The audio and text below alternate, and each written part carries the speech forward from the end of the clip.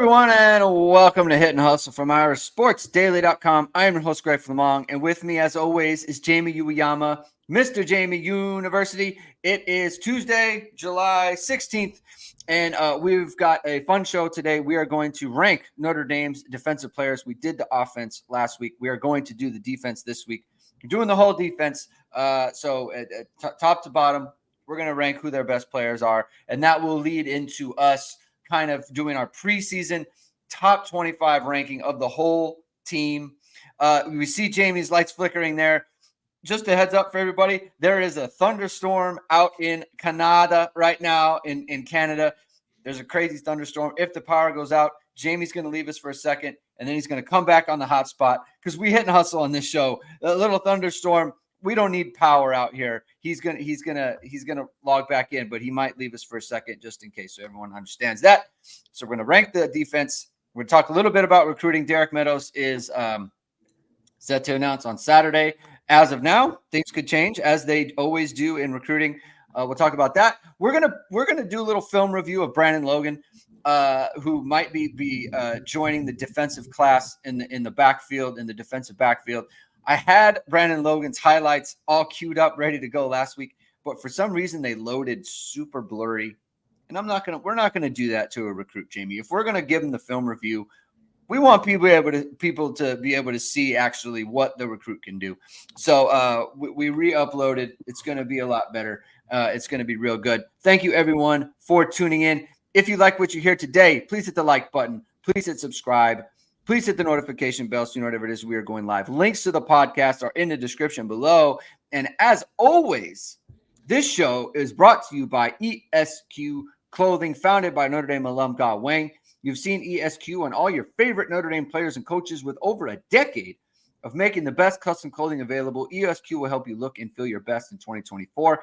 From a perfect fitting suit or sport coat, shirt, or bomber jacket, or the perfect tuxedo for wedding season, check out Ge's amazing work at esqclothing.com. Mention and book an appointment to upgrade your wardrobe today. Mention ISD and get 10% off your entire purchase. Some of the big things going off on in college football now, Jamie. EA 25, it's out. Do you have it? Are you going to get it? What is your plan? Are you excited? Where are you at with this? I don't have it. I'm not going to get it. Congrats to everyone who's get it. Congrats to everyone who has the time that has either no significant other or no family, or the people that their family that they're able to just do whatever they want. Congrats to those people for that. But man, I have been out of the video game for many, many years. So I can't really justify getting like a PS5 or whatever just to play this game. Especially when I know for a fact I'd play it for like a day and then be like, man, I haven't really played it. Like, what am I going to do? Play some like 14-year-old kid online who's living in Colorado or something? No, I don't have time for that. So or build a dynasty, spend hours and hours. I just don't have time for it. I wish I did. I loved it. I'd love to have the dynasty back in the day. I just don't have the same time that I used to.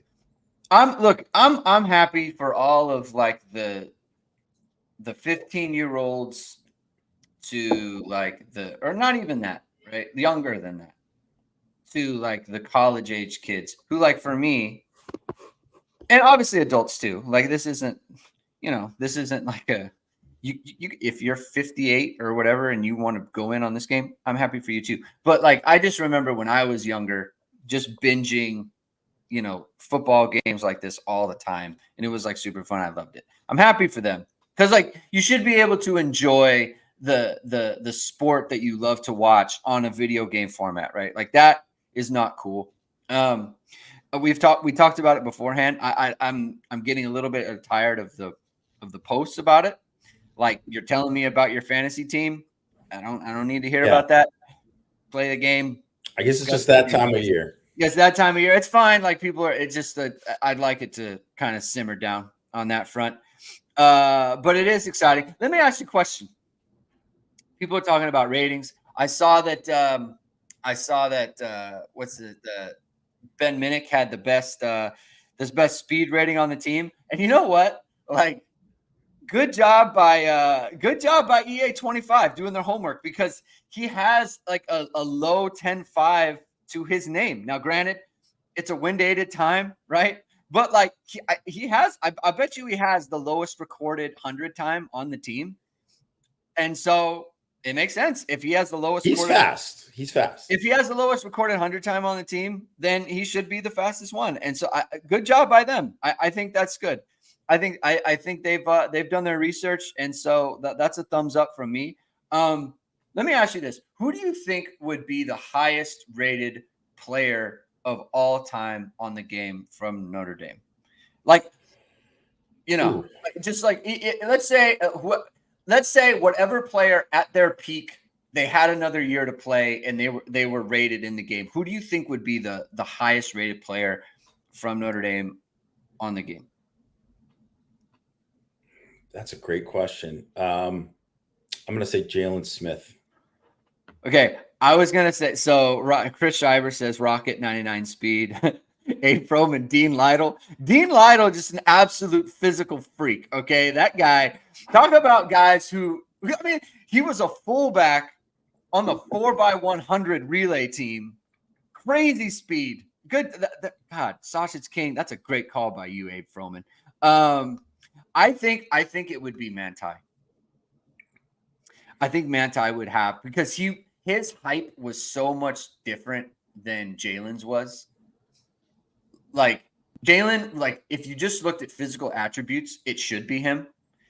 That's why I said him, because it's like he's going to have the highest speed. He's going to have higher. Yeah.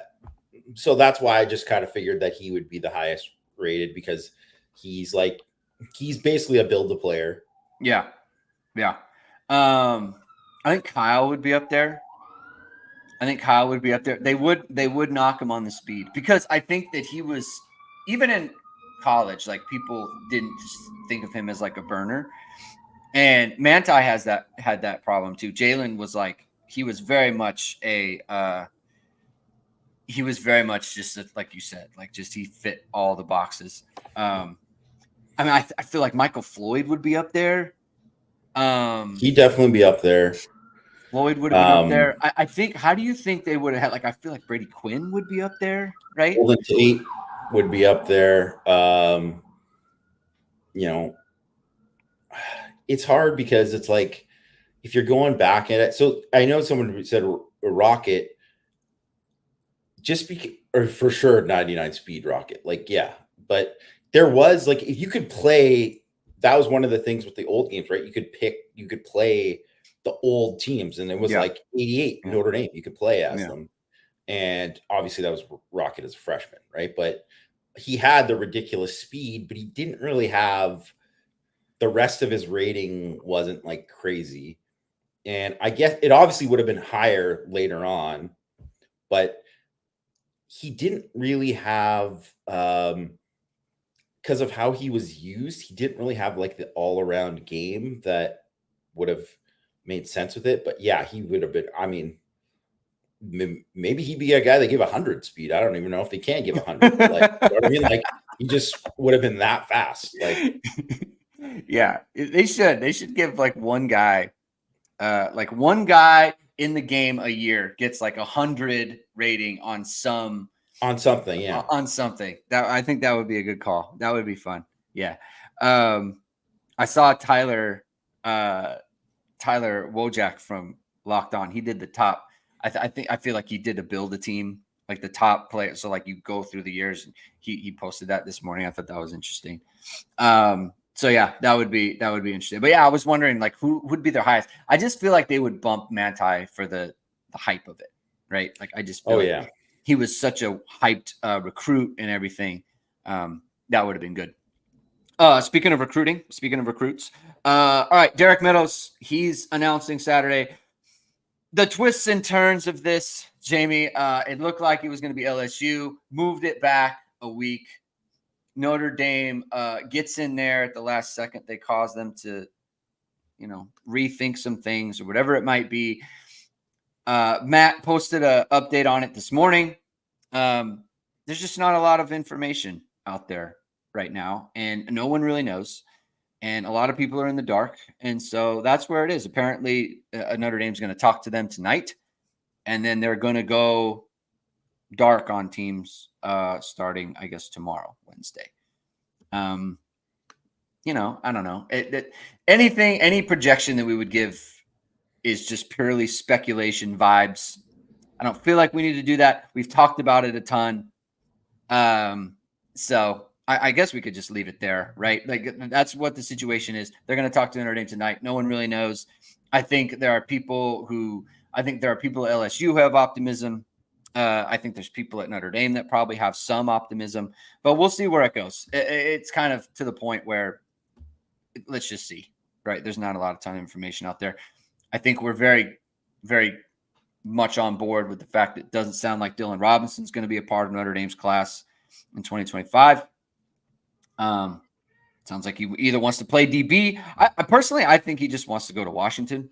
That's my kind of. I just think he would rather go to Washington, and that's what it's going to be. But we'll have to see on that. He is announcing on Thursday, I believe it is. But someone that Notre Dame is trending with, Jamie, is Brandon Logan. He's kind of a baseball player. I think everyone viewed him as a baseball player, and then he went and played football, and it's actually a really good football player. And so I think that it'll be interesting, the eval that comes in on him when people start to hone in on him actually being a serious football player. We do project at ISD that he will eventually be offered a scholarship. So this won't be a preferred walk-on situation. He will be a scholarship player. What's your review on Brandon Logan, the football player? I've got some highlights of him. We'll throw him up here. What is your review of him as an possible addition to the class? I mean, he's obviously a guy who makes a lot of plays. You'll see it on the highlights. That's always a good thing. Like you want to see. I mean, if I'm looking at safeties, I'm looking at ball production. Mm-hmm. So that matters. Can the guy find the football? And obviously, some of these plays, like that's a good play. But you can say some of these kind of plays are like a little bit gifty interceptions, right? Like, that's part of it. But if you're always getting the gifty interceptions, you're doing something right. Like you're in the right spot. So yeah, he's someone who has made plays. I mean, I look at him here and I'm like, oh, he looks like a good athlete, but not like a crazy athlete in terms of like his like change of direction, just his overall speed. He doesn't look like a freak at all. But I mean, this is one thing. So he went to Invasion, right? And so he worked out at Invasion. He didn't work out at I think that was the only camp that he went to. Like that's a great play right there, by the way. That play right there, right? Like obviously he's like eyes on the quarterback, just reading. So I think there's a lot of like rawness to him and to his game. But I don't see like elite twitch when I watch him, but I'm just gonna read like some of his testing types, right? So he's basically like a shade under 6 feet. He's 5'11" and a half, right? 186 pounds is good size, right? It's good size. He ran a 4.44 40. That's pretty damn good. Like that is ridiculous. He had he had a 10.4 broad jump. That's explosive. It's plenty explosive. And he had a 4.16 short shuttle.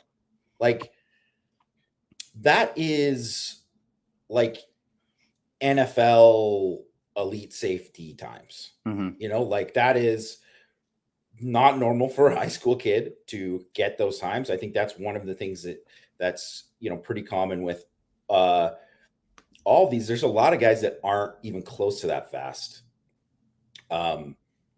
At his age. So for him to run that is incredible, and to have all these other kind of explosive testing markers, I mean, that is something that really, really stands out. Now, do I think that I see that translated on his tape? it doesn't really translate on the tape Yeah. for me. It's not to say that it won't, because maybe it will. Maybe also he's a guy who took a big jump going forward. But I think when you see someone who has those type of that verified athleticism, Mhm.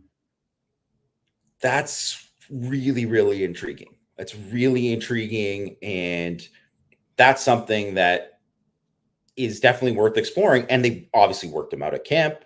Yeah. They've seen him. They've done these kind of things. That is for him to kind of be the next guy on the board, or they would even consider taking, because they really don't have to take another safety if they don't want to, right? Right. I know they lost Taylor, but they don't have to take another safety. So, I mean, I think it's legitimate. Like, it's legitimate why they would take him. I think severe monitoring on my part, because here's the thing, right? I agree with you. When I watched his tape, I liked how he moved, but it wasn't it didn't pop out to me. It didn't pop out like this guy's an elite athlete, right? Here's the thing that we need to keep in mind. Late to the sport, for one. Yeah. So the instinctual stuff is that really pops with the context of the fact that this guy has not played football for that long, and he's able to make plays just looking at the quarterback, probably not super good at his reading his keys or any of that stuff. It's I will just look in and I will go make the plays where they are there to be made, right? The other part is for some players, and him included, you say 5'11" and a half, we're talking about someone going into their senior year in high school. He could grow. He could get bigger, right? It wouldn't be crazy if he grew an inch or 2 inches or whatever it might be. The other part is we're watching film of him as let's just say October, November, right? The testing numbers we're evaluating 6 months later, 8 months later. He could have just continued to get better and quicker and more explosive kind of as he's gotten older here, right? He out-tested Ivan Taylor across the board, right? That's just true. You show me Ivan Taylor's tape, you show me Brandon Logan's tape, I'm taking Ivan Taylor 10 times out of 10, right? So this isn't anything that I'm not trying to blow smoke, make some kind of case for anything. I'm not doing that. I'm just spitting a fact. He out-tested Ivan Taylor at Invasion this year. I don't know. Ivan Taylor last year. Ivan Taylor last year. That's true. It was Ivan Taylor's 23.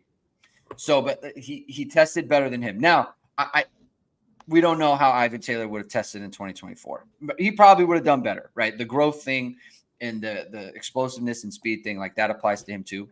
I'm just saying, sub 4.5 for a high school kid, it's really good.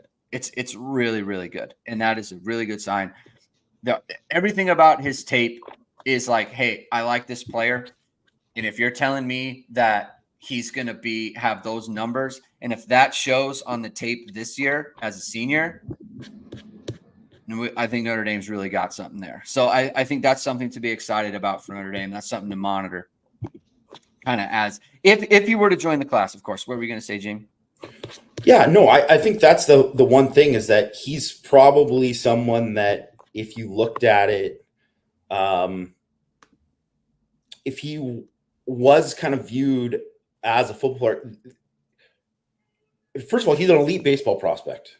He's an elite baseball player. Obviously, for people who don't know, Vanderbilt is a power program, right? A very, very strong baseball program. And the other thing, you get offered a scholarship in baseball, period. I don't care where. They don't have a full boat. So if you get offered a scholarship to play baseball, you're a good baseball player. The other thing I always just think too is baseball and DB correlate, right? It's just he's obviously a guy who plays outfield too, right? And when you think of outfield, you think of tracking the ball. It makes complete sense with with safety. Sorry, I think Nathan mentioned in the thing about his 60 his 60-yard, which is like a baseball testing Hmm. thing, and he's got really, really good times there. And he had his 10-yard split, which they have on Perfect Game, 148. Like that's really, really good. It's really, really Yeah. good. He's a really good athlete. So it is the kind of it's the kind of thing. It's like it'll get viewed a certain way because Taylor, um, he'll be viewed as a Taylor replacement. But if you viewed it as in, oh, Notre Dame is going to take an extra guy in the class, and this is the guy, and he has all this, people should be thrilled about it. Like because of based on everything that we've already said. Like Yeah. um, it's a very high reward uh, pickup if they get him. Yeah. And it's one of those things too, like he comes to Invasion. You already have your full class at DB, and you're on Jadon Blair, who you're going to take, right? You have 6, and it's like, hey, we want you to come to Notre Dame and be a preferred walk on here, which gives 7 basically. Like, I think for them, it's man, if we had a scholarship ready to go, we want to take a flyer on this guy, and so that's why you're giving him a preferred walk on spot. And so now that Ivan Taylor's left the class, like they're going to be in on him. I just think it's a really good flyer to take, especially in a position where like it's kind of gravy because you have guys already in fold who can play the position or like you've recruited to play the position. It's like I'm very intrigued by him. Like truly, I think this is something. It's going to be like for people like recruit next and people like to follow it and that sort of thing. Development, like this is a thing to track what he looks like and how he plays next year. If like Nathan Erbach says, like if he stays at Vandy and sticks with baseball, there's a good chance he doesn't go to college at all. He might just go straight pro, like go into the farm system or whatever team drafts him because he's a very very good um, football player, Baseball, yeah, yeah, baseball player.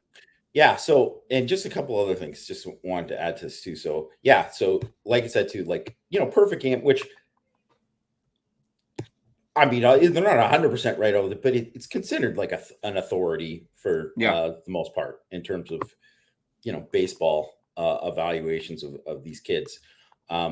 So he's a 9.5 out of 10 as a baseball prospect that on their thing, which they consider to be, if you're a 9, you're in the top 10 rounds.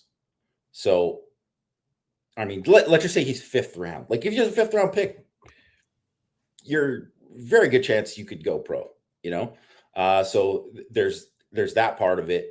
The other part is Notre Dame's baseball team sucks. They're not good. It's just whatever. Let's just call it what it is.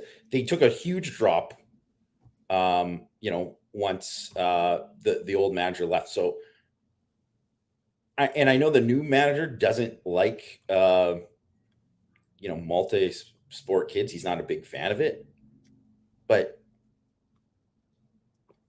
you're getting a gift here, man. Take it. well, it's like it already worked out with Faison. Yes. It's like you already have that in your pocket. Yeah.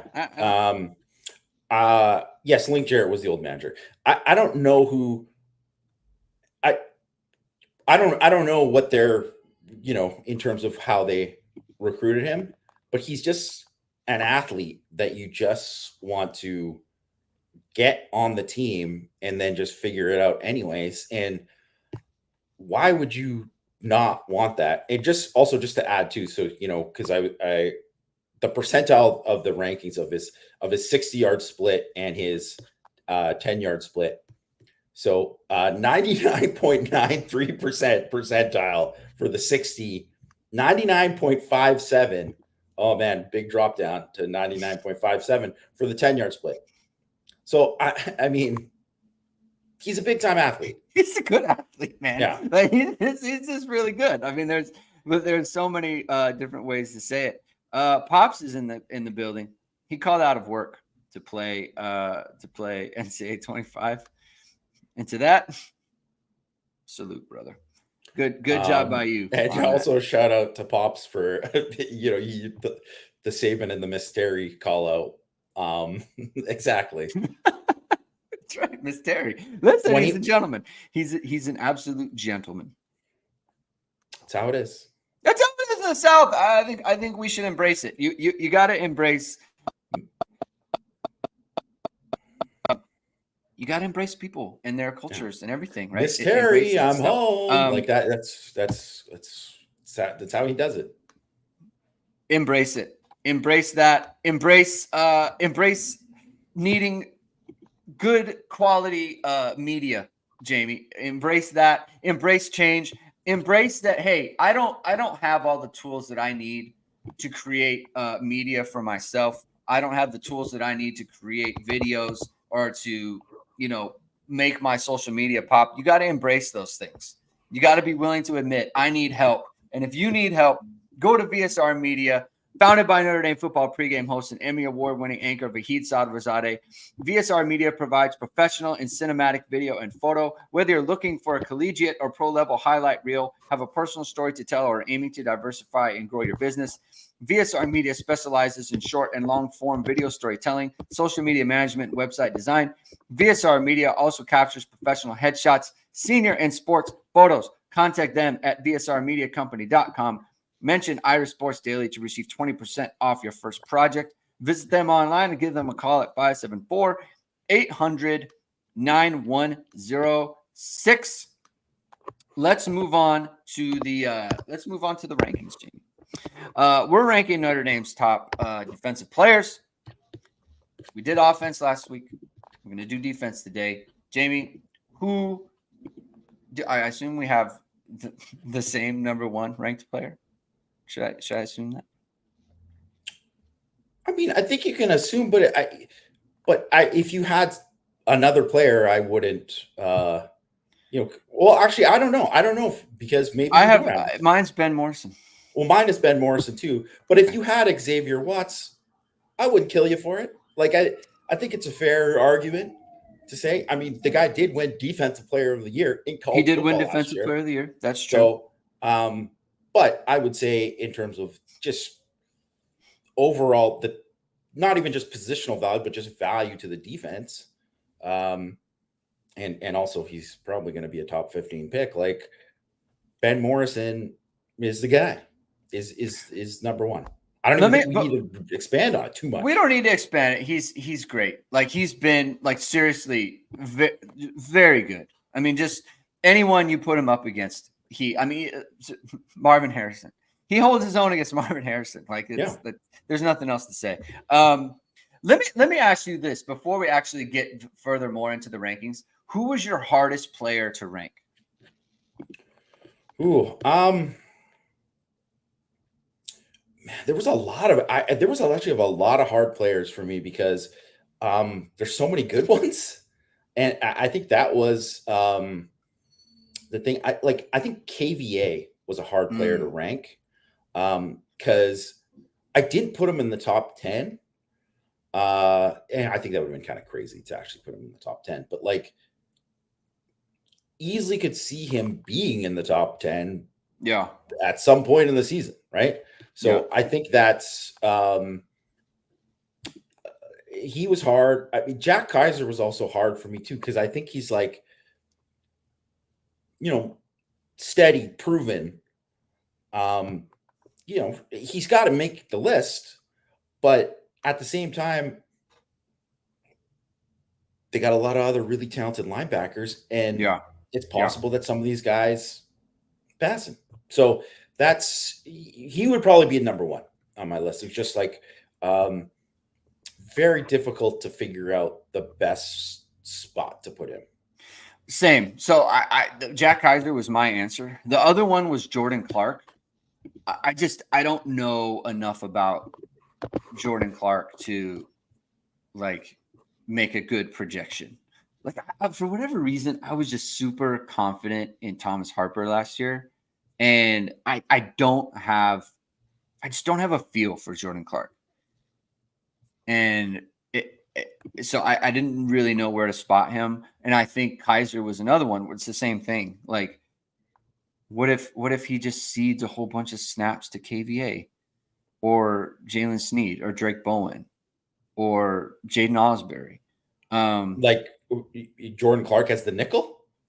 No. I'm talking about Kaiser now. Oh, okay, Kaiser. Now I'm talking about Kaiser. Jordan Clark, the nickel. He's going to play a lot. Yeah, like I understand his role. I just don't know how good he's actually going to be. But with Kaiser, it's like I just feel like there's like all the production numbers, like his production numbers are very, very good. But it's like, why is it that he's always in the situation where if he played more, his numbers would be astronomical, but then why is he not playing more? Right. There has to be some reason. And I don't know what it is. And so it's just usually by this point in their career, you would have a player who it's like, I know exactly how much work he's going to get. And so therefore I can make an accurate assessment. I don't know how much Kaiser's going to play. And that's what makes it very hard for me to rank him. Because frankly, I want to rank him pretty high. So I mean, I had him fairly high, I think. I just think that, yeah, exactly what you said. He's going to play a lot, but I don't know if it's going to be the most out of everyone. I don't know if it's a guarantee he's going to play on third down. I mean, he easily could. I mean, he could be the guy who never leaves the field. It could happen, yes, but I don't know it to happen. I also think a lot of the stuff with him, I mean, he kind of got caught in a bad situation because he was the rover and they stopped being a rover defense. They became a nickel defense. Mm-hmm. So that's part of it. And I think some of it, there are things with him, and he's very productive and whatever, but there's just like little pieces of his game that I thought specifically in 2022, he was like he struggled seeing some things inside as, versus the inside run game. Mm-hmm. And maybe was like a little late to trigger on some things and would get caught up in the wash sometimes, and wasn't the greatest at, defeating blocks. And I think he was much better last year, and it got better. And he was the thing too. People think that, a guy's in his fifth year. It's like, well, he is what he is. It's like, no, a lot of these guys, they're still just getting better and just, scratching the surface. And he was someone who got better over the course of last season. And I think it's a really, really exciting that he's back, actually, because he could be really good this year. And I would say that there's a strong chance that he's going to be a guy who gets a Senior Bowl invite and ends up, getting drafted. I would say I would lean more towards that than him being like, well, he got passed by all these other guys. Yeah. All right. Who's your number two? Zach Watts. Interesting. It's interesting that I went different.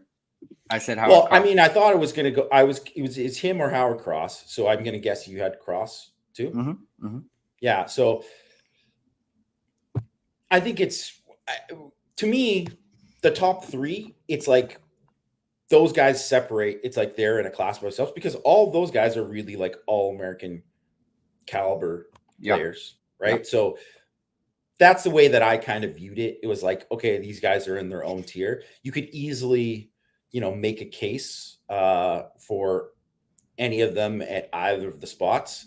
I just went X Watts because of just overall, I gave him the slight edge just in terms of playmaking. And that's where I just gave him just a slight edge. But I mean, I think people know that there's not too many people that are bigger Howard Cross fans than me. Yeah. So I gave the edge to Cross because I looked at the top three guys And I feel like the good play of Cross and Morrison affects the playmaking of X Watts in a way that the inverse isn't true. And I think they're close enough as players, all of them, to get into like that kind of a distinction, if that makes any sense. So like you said, you could go Cross, you could go Watts, but I think Watts is a little bit more dependent on Cross being who he is than the other way around.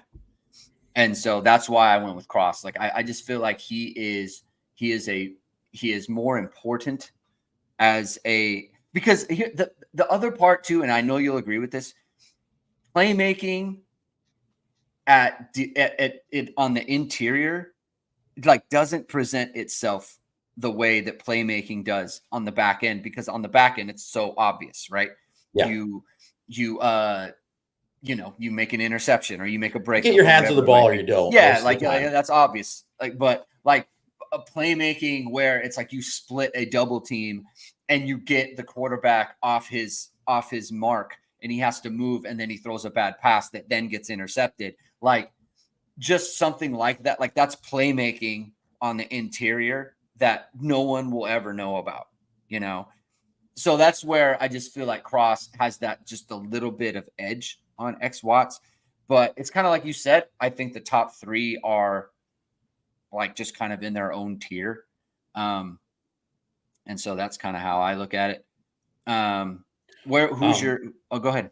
Oh, I just want to add to that too, because I've always been a proponent of they should give out assists on like it. I don't know why like sack assists should be like a thing. That should be a stat.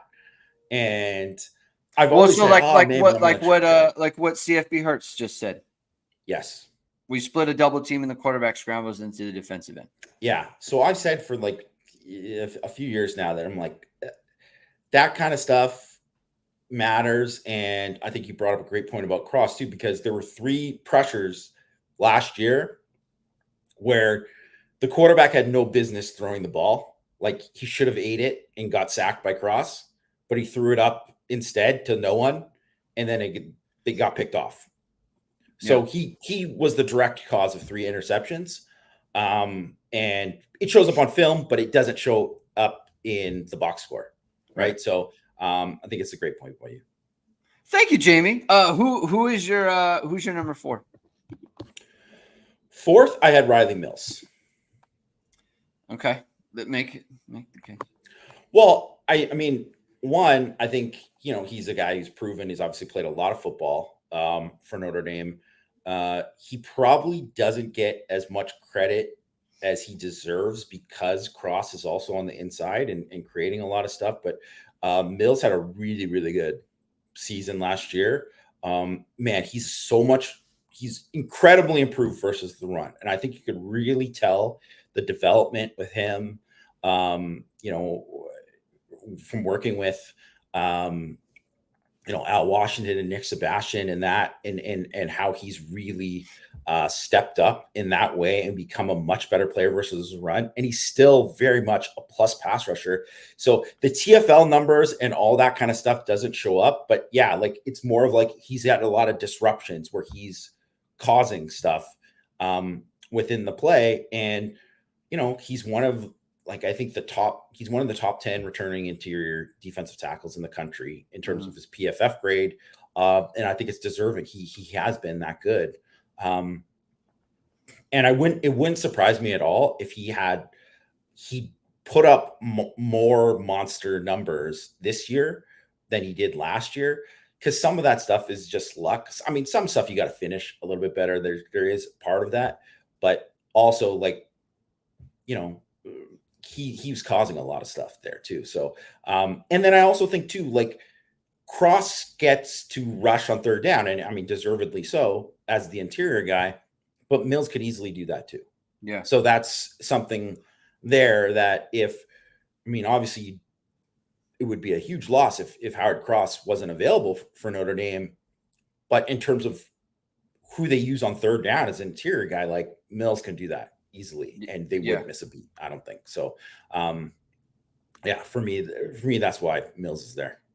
I knew you're gonna have Mills higher than me. I'm just like not a Mills guy, which may be a me problem more than a Mills problem. CFB Hertz has the same top four as you. His number 5 is RJ Oben. Well, my number 4 is RJ Oben.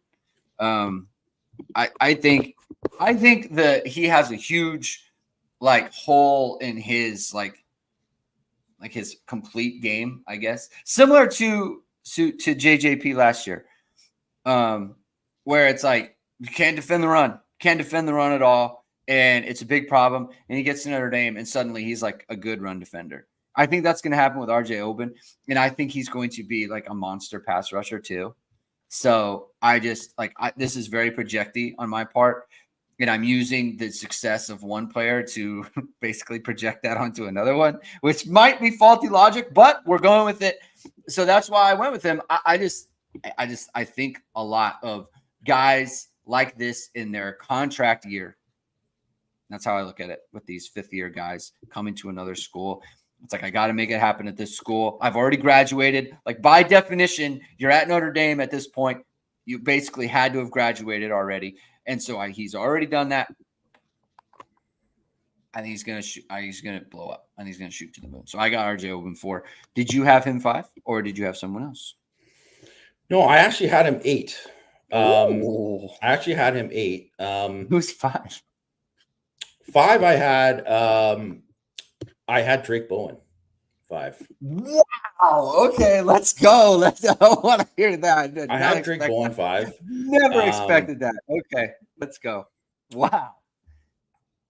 One, I don't think people. He was someone that during the spring, it's kind of like, this is always such a weird thing, but it happens all the time where someone is there and he's only been at the school for a year, but somehow it's like he's almost old news compared to, because like KVA is there. And then it's like, well, he was kind of more in the mix than Osbury. And now more people are talking about Osbury.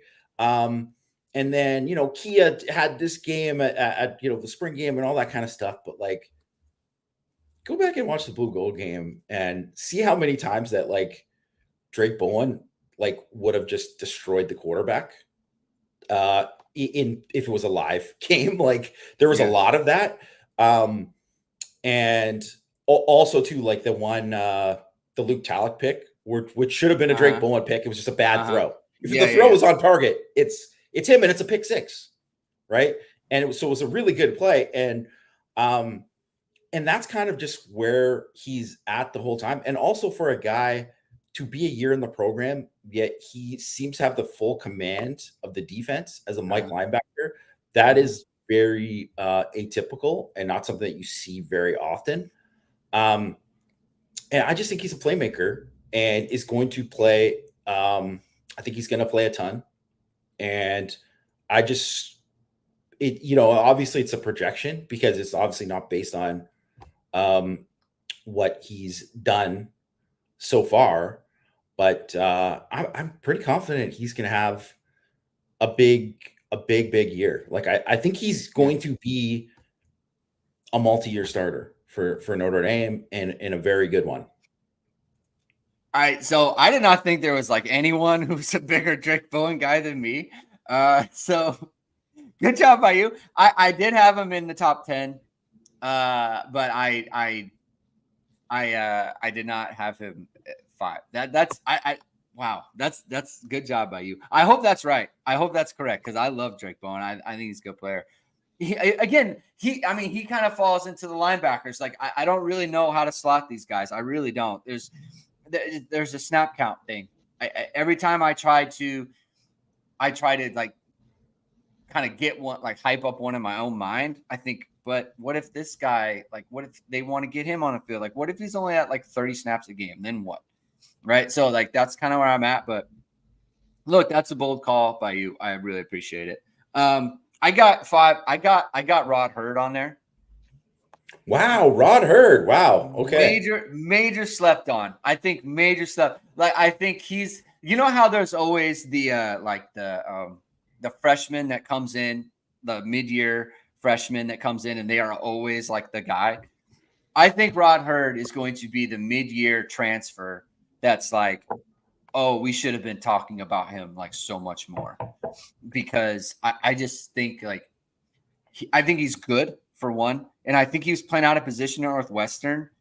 He's kind of like, yeah, I played it because I played the slot because I had to because they were stinky or like we didn't have anyone, right? But I I don't think think he he's a had a safe. nickel. That's why. And Yeah, he is a yeah, safety. yeah. But I think he's a safety, and I think playing next to Xavier Watts, like I think he's gonna be. I think he's gonna be really good. Like I think that. I think he'll be a better. Like we'll think of him more fondly than like Thomas Harper, and I think we think pretty fondly of Thomas Harper and the job that he did for Notre Dame. Like he could be like this is Notre Dame's best defensive transfer, like that they've gotten, kind of thing. And so I just think, and especially within this defense, it's such like there's so much going on for the safeties. I think he's going to be like oh, this guy, we like this guy a lot, so that's why I have him at 5. Who do you have at 6?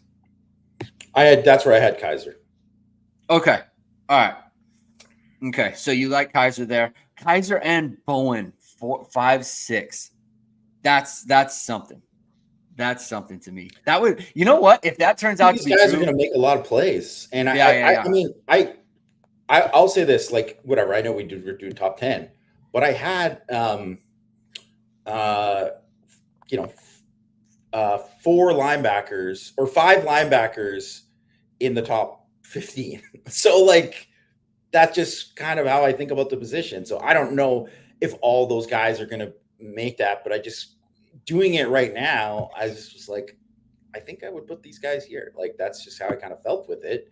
Um, I mean, easily. I mean, this is the thing. Yeah, Bowen and Kaiser, it could easily fluctuate. It could yeah. easily fluctuate. So I had her 9th, right? Okay.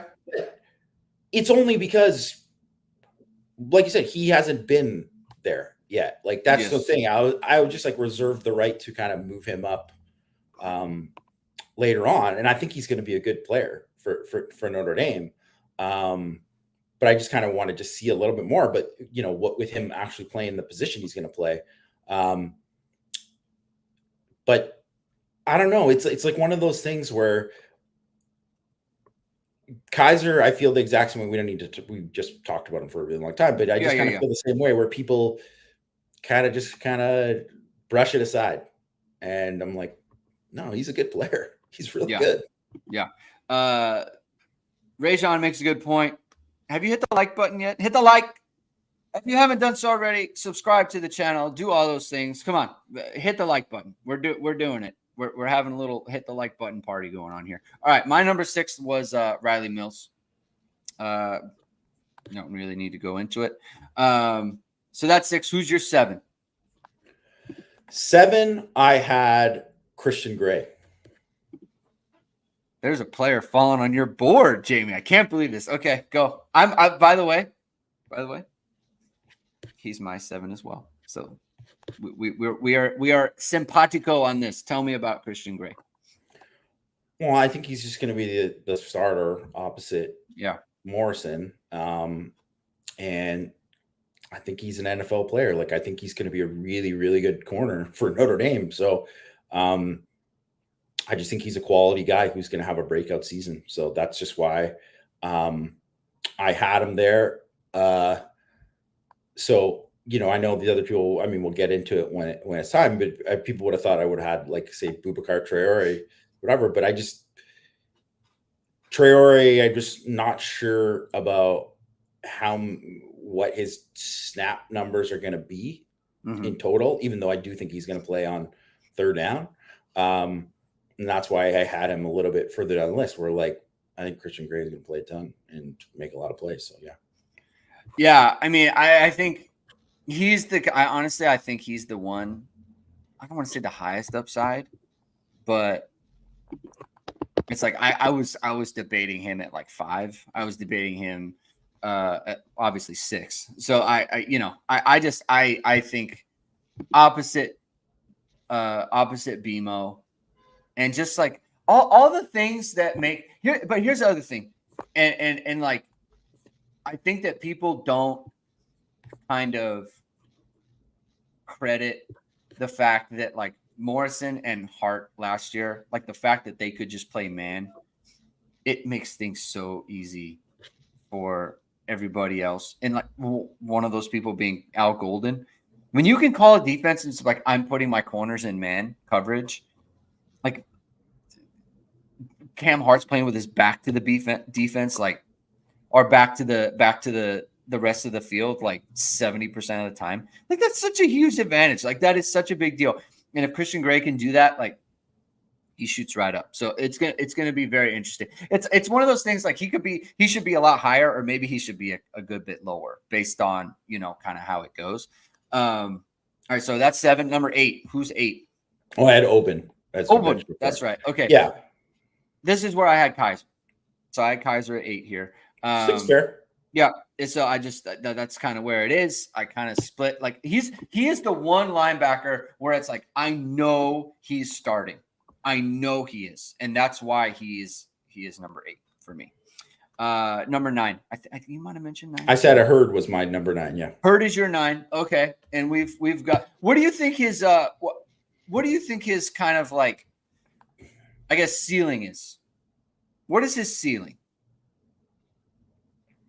I think his ceiling is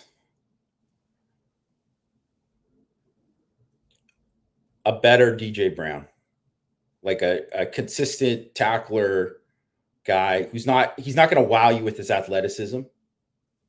Like he's not going to wow you with athleticism, but he's a smart football player. He's going to be in the right spot. He is a better tackler than DJ was. And I think he also has better ball skills too. So he's like just an elevated DJ Brown. And I think too, like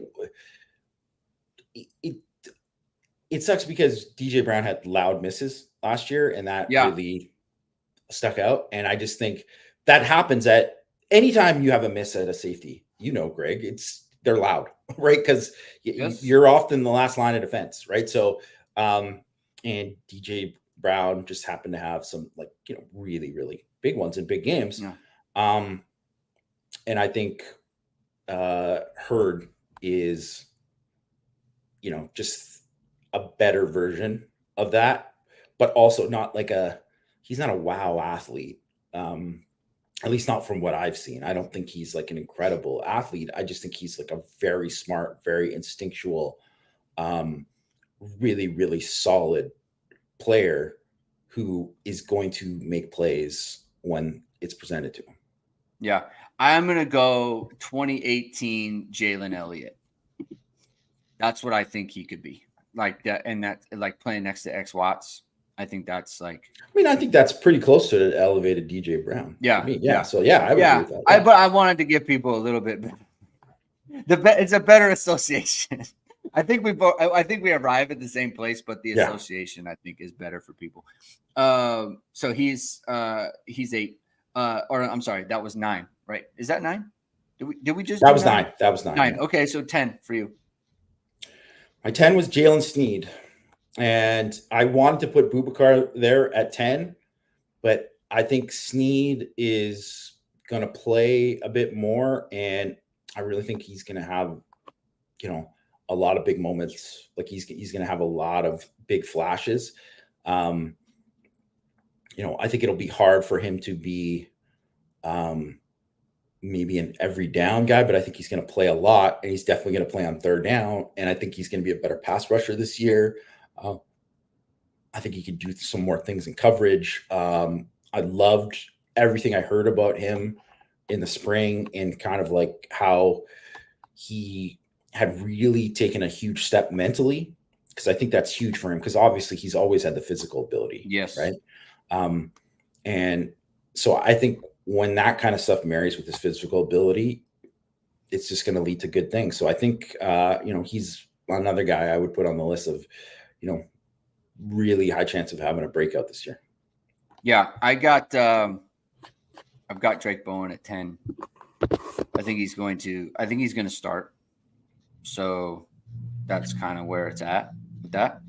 I mean, we've kind of been through it. Like, he's going to start. I think he's really good. So, if there was a guarantee of snaps, I'd rank him a lot higher, but there isn't, and so it's very difficult. Who?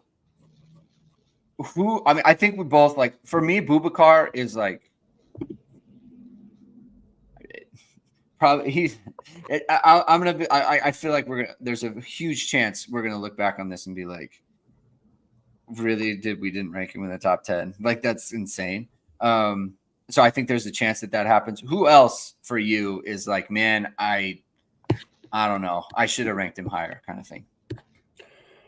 I mean, I had Botello actually 11th, and I had Boubacar 12th. So, yeah, I mean, I think Botello, he's going to be a better player than he was last year. I still think there's like way more meat on the bone for him as a pass rusher. I think there's a chance that he's far closer to the guy that everyone thought he was going to be in 2023 than he was last year, like than the guy he actually was last year. Yeah, and then after that, like that's the thing too, is like I do think Jordan Clark is going to be a good nickel. I think he's going to be good, but it's the same thing. I wouldn't have put Thomas Harper in my top 10. Yeah. And I just kind of feel like that's where he's kind of where he should supposed to be. So I had that, and then I had Mickey, there too, because I mean I think Mickey's still a pretty good player. I just think that he's probably going to be the third corner.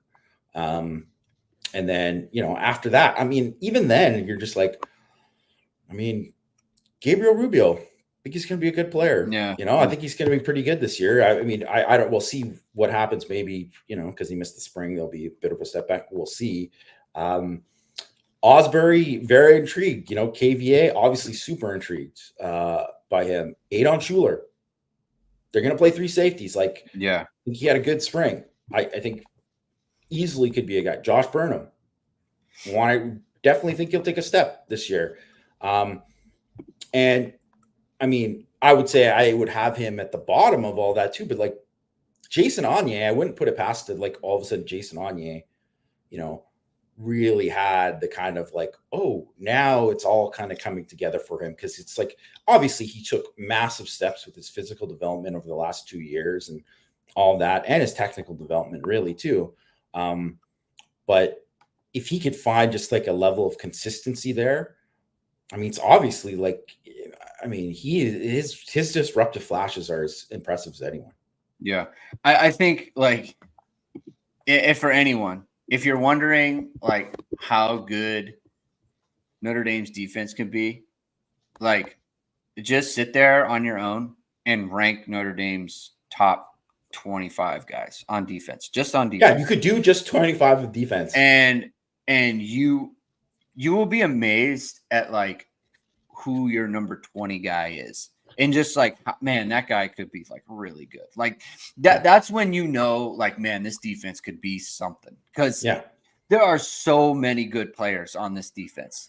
And like high upside guys too, And so like that's where, when people talk up the defense and Jamie talks up the defense about how good they could be, that's the reason. It's because you just look at the types of players that they have who are just going to be in supporting roles, it could be really, really something. So that was fun, Jamie. That was fun. Yeah, maybe we'll do top 25. We should do top 25 on Thursday, just on the whole roster. We'll do that. Okay, sounds good. I mean, I guess we could do it in installments. We'll think about it. We'll definitely start to do the top 25 guys, but because we're going to do two lists. We're going to do one in the preseason, and then when camp kind of breaks, then we'll redo it, see where we're at, we'll evaluate and everything. So that's what we'll be. Thank you everyone for tuning in. If you like what you heard today, please hit the like, please hit subscribe, please hit the notification bell so whenever it is we are going live. Links to the podcast are in the description below. We'll be back on Thursday talking more Notre Dame football. Have a good day, everyone. Keep hitting and hustling.